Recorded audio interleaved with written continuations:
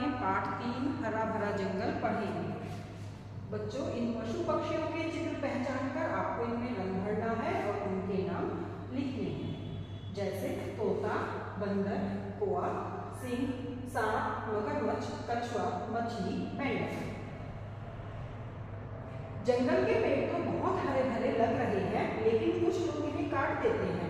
इन पेड़ों को काटने से प्राणवायु अर्थात ऑक्सीजन, फल फूल, लकड़ी, बारिश आदि की कमी होती जा रही है। प्रदूषण बढ़ रहा है और बाढ़ भी ज्यादा आने लगी है। फिर भी कुछ स्वार्थी लोग पेड़ काटने का अपराध करते रहते हैं। हमें पेड़ पौधों को बचाना ही होगा। आओ कहानी पढ़कर जानते हैं कि हरे भरे जंगलों और पेड़ों की रक्षा कैसे करें। शरद और सलीम बहुत अच्छे मित्र थे। उनका गांव जंगल के निकट था।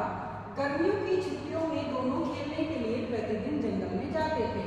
उन्हें वहां के पेड़ पौधे व हरियाली बहुत पसंद थी।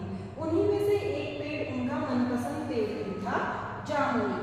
जामुनी जामुन का पेड़ था। वे दोनों अक्सर उसके आसपास छुपम छुपाई खेलते थे। कभी वे पेड़ पर चढ़ते तो कभी उसके मीठे जामुन खाते।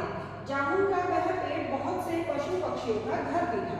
पेड़ की कोटर में एक गिलहरी और ऊंची शाखाओं पर कुछ सुंदर पक्षियों के घोंसले भी थे। कभी वे उन पक्षियों को घोंसला बनाते देखते तो कभी गिलहरी के आगे पीछे दौड़ लगाते। उन्हें जामुनी से बहुत लगाव था। एक दिन उन्होंने जंगल के निकट 4 अजनबी लोगों को देखा। उनके हाथ में लोहे की चमचमाती कुल्हाड़ियां थी। वे तेजी से जंगल की ओर बढ़ रहे थे। वे आपस में पेड़ काटने की बातें कर रहे थे। शरद और सलीम उनके इरादे को तुरंत भाग गए और भागते हुए अपने गांव पहुंचे। गांव की चौपाल पर सलीम के चाचा व कुछ अन्य ग्रामीण लोग बैठे हुए थे। उन्होंने सारी बात उन लोगों को कह सुनाई। शरद और सलीम की बातें सुनकर वहां उपस्थित लोग गुस्से से भर गए। आखिर कोई हमारे पेड़ों को काटने के बारे में सोच भी कैसे सकता है? ये केवल पेड़ नहीं है, ये हमारे जीवन का अनिवार्य हिस्सा है।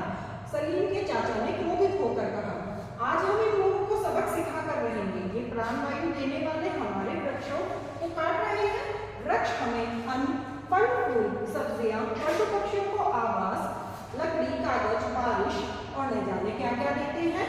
ये प्रकृति का उपकार भूल गए हैं। चलो साथियों, आज इन्हें सबक सिखाया जाए। कहते हुए गांव वाले चल पड़े। शरद और सलीम ने भी गांव वालों के सुर में सुर मिलाया और सभी तेजी से जंगल की ओर निकल पड़े। आगे आगे शरद और सलीम रास्ता बताते हुए चल रहे थे। जैसे ही गांव वाले वहां पहुंचे तो वे चारों अजनबी जामुनी के पेड़ को काटने के लिए उस पर अपनी कुल्हाड़ी का प्रहार करने ही जा रहे थे। तभी शरद और सलीम चिल्ला उठे। गांव वालों ने तुरंत उन्हें पीछे से दबोच लिया और पेड़ के चारों ओर कसकर रस्सी बांध दी।